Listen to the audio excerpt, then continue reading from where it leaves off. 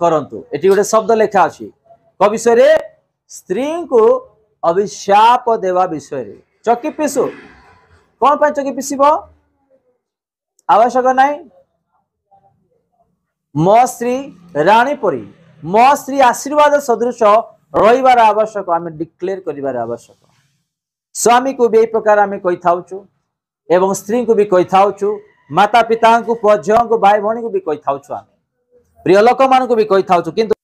जदि आम कौन से विषय रे मुख द्वारा कहबा ताहले आम पाप करेलु